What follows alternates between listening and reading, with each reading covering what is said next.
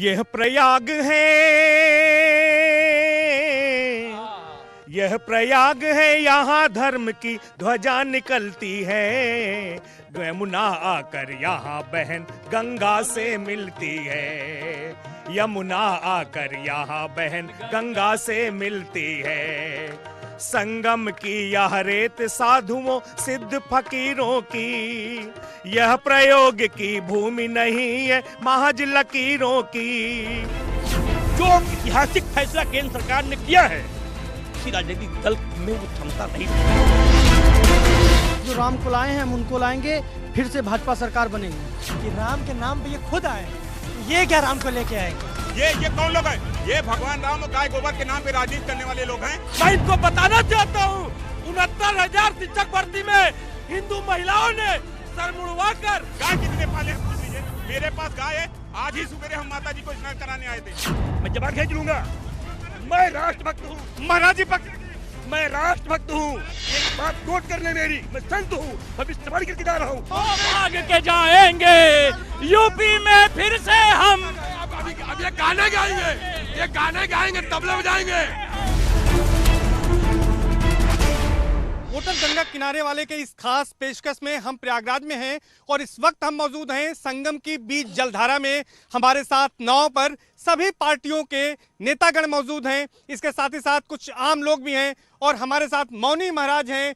हम सभी लोगों से बातचीत करेंगे, मौनी महाराज का आशीर्वाद लेंगे और ये जानने की कोशिश करेंगे कि आखिर 2022 के दंगल में क्या है जनता का मूड, क्या है स्थानीय मुद्दे और किन मुद्दों को लेकर जनता वोट करने वाली है, किन मुद्दों को लेकर इस बार जनता का मिजाज जो है वो बदलेगा या वही रहता है। इसके साथ ही साथ हमारे साथ खास मेहमान हैं और लोक गायक हैं मनोज गुप्ता जी और इसके साथ साथ उनके साथ तबले पर संगत दे रहे हैं आशुतोष जी। हम सबसे पहले इन्हीं के पास चलेंगे और इनसे कहेंगे कि माँ गंगा की गोद में हम हैं तो माँ गंगा को समर्पित वो कोई ऐसा गीत सुनाएं जिससे कि हम इस कार्यक्रम की शुरुआत कर सकें और आगे बढ़ा सकें। मनोज जी क्या सुना रहे हैं? मैं प्रयाग, संगम और गंगा तीनों का सम्मिश्रण ये गीत है। संगम के तीरे, संगम के तीरे, प्रयाग नगरी बसे संगम के तीरे, प्रयाग नगरी बसे संगम के तीरे, प्रयाग नगरी बसे संगम के तीरे। यहाँ गंगा मैया, जहाँ जमुना मैया, जहाँ गंगा मैया, जहाँ जमुना मैया, जहाँ सुरसत की धार बहे धीरे धीरे, प्रयाग नगरी बसे संगम के तीरे, प्रयाग नगरी बसे संगम के तीरे, प्रयाग नगरी बसे संगम के तीरे। मनोज भाई ने रंग जमा दिया है और कहा भी गया है कि गंगा तो दर्शनार्थ मुक्ति, यानी गंगा के दर्शनों से ही मुक्ति मिल जाती है। लेकिन हम अपने इस चुनावी कार्यक्रम को आगे बढ़ाएंगे। सबसे पहले हम सत्ता पक्ष के पास चलेंगे क्योंकि सवाल उन्हीं से होना है, उनसे जानेंगे कि उन्होंने क्या विकास किया है और जनता उनको 2022 में क्यों वोट दे। आखिर हम आपके पास आएंगे डॉक्टर शैलेश पांडे जी, आप बीजेपी के वरिष्ठ नेता हैं, ये बताइए कि जनता आपको क्यों वोट दे, क्या किया है 5 साल में आपने? जिन मूल्यों के आधार पर 2017 में भारतीय जनता पार्टी की स्थापना उत्तर प्रदेश में हुई थी, उन सारे मूल्यों की स्थापना हमने इसमें करने का प्रयास किया है। जो अंधेर नगरी सपा के शासनकाल में थी वो यहाँ दूर हुई है, चाहे वो रोजगार का मामला हो, चाहे माँ गंगा के स्वच्छता का अभियान का मामला हो, या सड़कों के विकास का मामला हो, या विद्यालयों के कायाकल्प का मामला हो, या अपराध मुक्त भय मुक्त समाज की स्थापना का मामला हो। ये सारी चीजों की स्थापना भारतीय जनता पार्टी ने की है और सबसे बड़ी बात, राजनीति में विश्वसनीयता को स्थापित किया है। यह एकमात्र ऐसी पार्टी है, लोगों के दिमाग में यह बैठ चुका है कि जो ये कहती है वही पार्टी करती है। कथनी और करनी में भारतीय जनता पार्टी के कोई अंतर नहीं है। बहुत बड़ी बात कही आपने, कथनी करनी में कोई अंतर नहीं। इसका जवाब हम समाजवादी पार्टी से लेंगे, 2022 में आप लड़ रहे हैं इनसे। आखिर बताइए कि कितना सच्चाई इनकी बातों में, जो इन्होंने कहा है कथनी करनी में अंतर नहीं, क्या मानते हैं, क्या विकास किया क्या भाजपा ने? देखिए, इलाहाबाद गंगा यमुना साहित्य और सियासत की नगरी है। अभी बीजेपी प्रवक्ता महोदय कह रहे थे कि इसी संगम को इन्होंने साफ किया है। हम लोग इस समय संगम पे ही मौजूद हैं। आप बताइए, संगम में इसमें जो तंबुओं का शहर बसा हुआ है, जो कुंभ यहाँ पर लगता है, लेकिन इनसे पूछिए कि यहाँ पर जो बाबा हैं वो पलायन को तैयार हैं। परसों मैं पेपर में पढ़ रहा था कि यहाँ से लोग जा रहे हैं अव्यवस्थाओं को लेकर के। कौन सी विकास की ये बात करते हैं? क्या गंगा जी साफ हुई क्या? इनसे पूछिए। और नौजवानों के रोजगार के सवाल पे बात करते हैं। क्या मुद्दे हैं आपके? नहीं, हमारे मुद्दे तो जनता साफ साफ देख रही है कि अब 2022 में सिर्फ अखिलेश यादव जी चुनाव लड़ रहे हैं, और हमारे मुद्दे साफ दिख रहे हैं कि अगर समाजवादी पार्टी की सरकार आई तो तमाम तरीके से रोजगार से लेकर के जो किसानों की चाहे आय दुगनी करने की बात हो, चाहे तमाम मुद्दों को लेकर के समाजवादी पार्टी सड़कों पर निकल रही है। ये बात करते हैं रोजगार की। इलाहाबाद में, इलाहाबाद सबसे बड़ी डेलीगेसी है, सबसे बड़ी एशिया की सबसे बड़ी डेलीगेसी, जहां नौजवान आता है IAS-PCS का सपना देखने के लिए, और वहां पर सड़कों पर निकल करके थाली बजाने को मजबूर है, और रोजगार की बात करते हैं। ये निश्चित तौर पर बड़ी बात आपने उठाई है, रोजगार का मुद्दा उठाया है। कांग्रेस हालांकि 3 दशक से यूपी में नहीं है, लेकिन प्रियंका गांधी का ये एक तरह से गांधी खानदान का ये पैतृक शहर है। प्रियंका गांधी जी लगातार यहाँ पर एक्टिव हैं। कोई भी घटना हो, चाहे निषादों के साथ की घटना हो, चाहे अभी वो आई थी जब गोहरी में मर्डर हुआ, तो लगातार उनकी सक्रियता बढ़ी है। कांग्रेस को क्या उम्मीदें हैं? लड़की लड़ सकती है हूँ करके भी उन्होंने नारा दिया है, क्या उम्मीद है? आपने देखा अगर उत्तर प्रदेश सरकार की जन विरोधी नीतियों के खिलाफ इस सड़क पर और सदन तक कोई राजनीतिक दल लड़ा है तो कांग्रेस पार्टी प्रियंका गांधी के नेतृत्व में। आप यहीं देखिए सामने जो बसवार में जो घटना हुई थी, जो उत्तर प्रदेश सरकार के संरक्षण में बालू माफिया ने जो जुल्म अत्याचार निषाद राजों के साथ किया था, अगर उस पर लड़ाई कोई लड़ा तो कौन लड़ा? प्रियंका गांधी जी लड़ी सड़क पर भी और स्थल पर भी गई। ये सरकार को शर्म आना चाहिए कि आज सरकार को एक भी मिनट, एक भी पल अब उत्तर प्रदेश की आवाम की जनता बर्दाश्त नहीं कर रही है। वो चाहती कितनी जल्दी हो योगी सरकार की विदाई हो और एक नई सरकार बने, नई रोशनी के साथ प्रियंका गांधी के नेतृत्व में सरकार 2022 में बनने जा रही, कोई रोक नहीं पाएगा। आम आदमी पार्टी भी हमारे साथ है, संजीव मिश्रा जी हैं, आप प्रत्याशी भी हैं। पहली बार यूपी में आपकी पार्टी चुनाव लड़ रही है विधानसभा का, क्या उम्मीदें हैं, क्या मुद्दे हैं आपके, और जो मुद्दे आपके जो है साथी बता रहे हैं इसमें कितनी सच्चाई है? आम आदमी पार्टी हमेशा आम आदमी के मुद्दों की बात करती है और बड़ी बड़ी बातों में यकीन नहीं करती। यहीं हम लोग संगम पे बैठे हैं और यहाँ पे जो छोटी छोटी दुकानें लगाते हैं, इन लोगों की समस्याओं के बारे में और पार्टियां बात नहीं करेंगी। इन लोगों को बताना चाहेंगे कि मेला लगने से पहले 4 महीने 6 महीने पहले उन लोग की रोजी रोटी छीन ली जाती है, उन लोग का रोजगार छीन लिया जाता है। क्या क्या क्या ऐसे मुद्दे हैं आपके, क्या कुछ आप लेके आएंगे जनता आपको वोट करे, क्या है आपके पास? हम लोग जनता के जो आम बेसिक मुद्दे हैं, जैसे बिजली का मुद्दा है। आज की डेट में बिजली इतनी बड़ी समस्या बन गई है, बिजली का बिल स्मार्ट मीटर के माध्यम से इतना तेजी से चल रहा है, स्मार्टली चल रहा है कि उसको रोक पाना बड़ा कठिन हो गया है। तो आम आदमी पार्टी ने सबसे पहला यही मुद्दा उठाया है कि हम 300 यूनिट बिजली फ्री देंगे, जैसे दिल्ली में हमारी सरकार 200 यूनिट बिजली मुफ्त दे रही है। वो मुद्दा यहाँ भी हम लोग लेके आए हैं और जनता को उसके बारे में बता रहे हैं। आप ये बताइए कि आप यहाँ पर तीर्थ पुरोहित समाज से हैं, राजेंद्र पालीवाल जी, आप बताइए कि क्या यहाँ पर बदलाव हुए 5 साल में संगम पर, खास तौर पर चूंकि आप लोग तीर्थ पुरोहित पंडा समाज से हैं, तमाम लोग यहाँ पर आते हैं, क्या बदलाव देख रहे हैं यहाँ पर? देखिए, हुआ ये है कि 2019 का जो कुंभ हुआ, वो कुंभ अपने आप में एक सुंदर भव्य कुंभ तो था ही। उस कुंभ के दौरान पूरे शहर में चाहे रोड हो, चाहे पार्क हो, चाहे जो चीज़ें जो एक्चुअल है, जो दिखता है, जो चीज़ें हुई हैं चौड़ीकरण के दौरान मंदिर मस्जिद सभी चीज़ों को क्षति पहुंचाई गई है। वो चौड़ीकरण का एक विषय था कि हमें आम आदमी के लिए अगर रास्ता बढ़ा करना है, आज यातायात के साधन बढ़े हैं, तो जब हमें चौड़ीकरण करना है तो उसमें बहुत सी चीज़ें प्रभावित होती है, उसको आम जन को भी सोचना पड़ता है। और आम जन ने सोचा, सभी ने सहयोग किया। ऐसा कोई कुंभ के दौरान कहीं इस तरह की बातें साफ हुई। हम संगम में है, गंगा साफ हुई, क्या बदलाव आपको दिखता है? साफ हुई आप मानते हैं, क्योंकि आप तो संगम पे ही रहते हैं? गंगा के जल में वर्तमान समय में परिवर्तन है, लेकिन जो एक शुद्धता की बातें होती है अभी उतनी पूरी तरह से नहीं है। 5 साल में यूपी की सियासत में क्या बदलाव आया? आप एक संत हैं, अयोध्या में भव्य राम मंदिर का निर्माण हो रहा है, काशी में भव्य कॉरिडोर हुआ, मथुरा की बात हो रही है इस चुनाव में, क्या कहेंगे आप एक संत के तौर पर? देखिए, ये सब तो नेता हैं, नेता आज यहाँ है, कल ये भाजपा में जाएंगे, सपा में जाएंगे, कांग्रेस, इनकी कोई जाति नहीं होती। ये नेता तो परिवर्तनशील हैं। मैं इनको एक चीज बता दें कि ये भारतवर्ष है, जो ऐतिहासिक फैसला केंद्र सरकार ने किया है, किसी राजनीतिक दल में वो क्षमता नहीं थी। धारा 370 समाप्त करना एक ऐतिहासिक कदम था देश की सम्मान के लिए। राम मंदिर 492 वर्षों बाद बना, जिसके लिए कई लाख कारसेवक, गरीब, दलित, अमीर, संत महात्मा प्राण त्याग दिए। उसका दर्शन हम लोगों ने किया। 498 बाद हम लोगों ने अक्षय वट का दर्शन किया। विश्वनाथ गली में जाने पर लोग मंदिर से निकल नहीं पा रहे थे।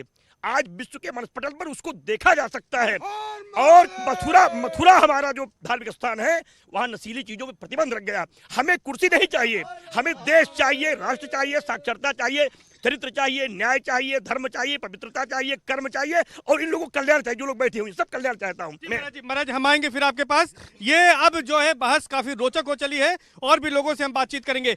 क्या मुद्दे हैं इस बार प्रयागराज की? अगर हम बात करें आम जनता के हिसाब से, क्या मुद्दे हैं? क्या विकास हुआ है प्रयागराज की 12 सीटों पर? क्या मुद्दे हावी रहने वाले हैं? विकास के मामले में सरकार पूरी तरह से फेलियर है। ये परिवर्तन का दौर है। इस बार भाजपा को उखाड़ फेंकने के लिए इलाहाबाद नहीं, पूरे उत्तर प्रदेश की जनता एकदम मन बना चुकी है और इस बार परिवर्तन होकर रहेगा। महंगाई, विकास और बेरोजगारी इलाहाबाद के सबसे प्रमुख मुद्दे हैं। ये लोग मंदिर का नाम लेते हैं। मंदिर न माननीय मुख्यमंत्री जी के कहने से बनी है, न प्रधानमंत्री जी के कहने से, माननीय सर्वोच्च न्यायालय के आदेश से मंदिर बना है, न हम बनवाए हैं, न ये बनवाए हैं। क्या मुद्दे हैं? क्या मुद्दे रहेंगे भाई साहब, अगर हम जानना चाहें 2022 में पूरे प्रयागराज जनपद की बात कर लें? देखिए, जैसा कि अभी आपने कुछ दिन पहले देखा, हजारों हजार की संख्या में छात्र सड़कों पे आए और इन्हीं की सरकार ने 1000 छात्रों पे मुकदमा कर दिया। उन्हें अब एग्जाम में बैठने से वंचित कर दिया। क्यों? क्योंकि वो अपराधी हो गए।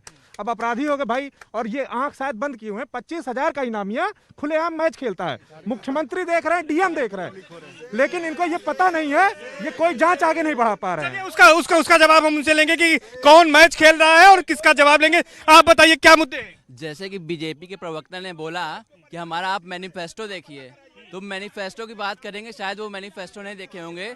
सबसे पहला चीज रोजगार, जो रोजगार नहीं मिला।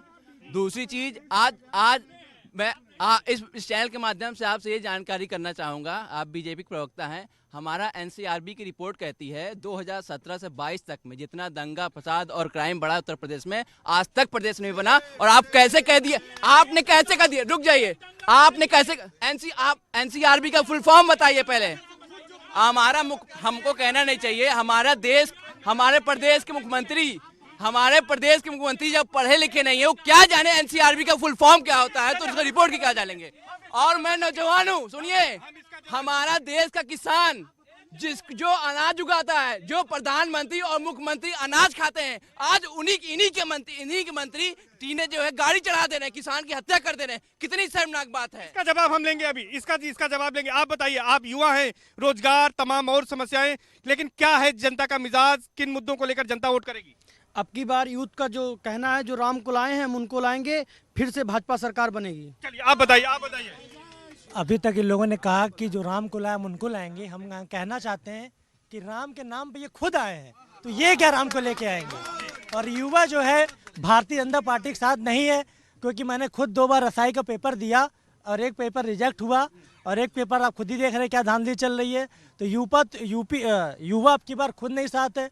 और रहा उत्तरी की विकास की बात, तो मैं दारागंज मोहल्ले में रहता हूँ, वहाँ के देख लीजिए कितना कूड़ा कचड़ा और गलियाँ किस तरह की हैं। यह प्रयाग है, यह प्रयाग है, यहाँ धर्म की ध्वजा निकलती है। यमुना आकर यहाँ बहन गंगा से मिलती है। यमुना आकर यहाँ बहन गंगा से मिलती है। संगम की यह रेत साधुओं सिद्ध फकीरों की, संगम की यह रेत साधुओं सिद्ध फकीरों की। यह प्रयोग की भूमि नहीं है महज लकीरों की। इसके